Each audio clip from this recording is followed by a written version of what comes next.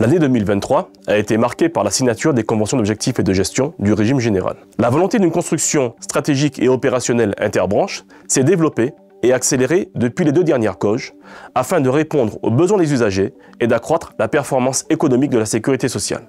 Elles se sont traduites au travers du 3SI, en donnant naissance par exemple à la déclaration sociale nominative, au dispositif ressources mensuelles, au programme Dites-le-nous une fois ou encore au dispositif HELP. Cependant, la stratégie de négociation des COG souffre encore d'une gestion en silo.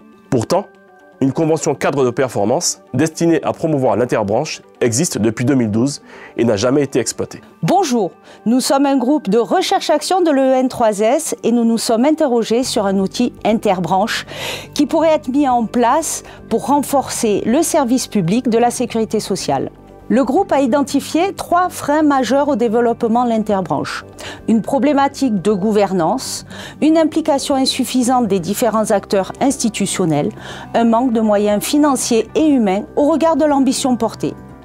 Notre état des lieux a permis d'identifier des initiatives. Au niveau local, elles sont peu valorisées par le national, au niveau des DROM, des régimes spéciaux et du régime agricole. Ces initiatives nous ont permis de dégager 3 bonnes pratiques. Travailler en collaboration autour du parcours usager, disposer d'une instance multibranche sur la partie support, disposer d'un plan stratégique. De cet état des lieux, 3 grandes ambitions ont été identifiées.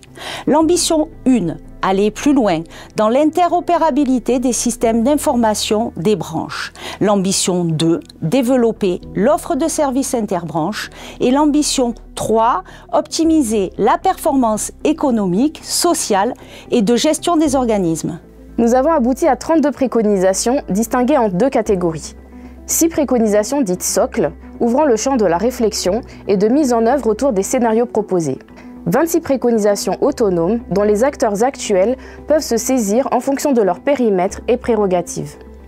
En définitive, le groupe propose 3 scénarios pour piloter l'interbranche. Le premier scénario met en réflexion un positionnement de Lucans en tant que coordonnateur de l'interbranche. Le second scénario érige la DSS en qualité de prescripteur de l'interbranche.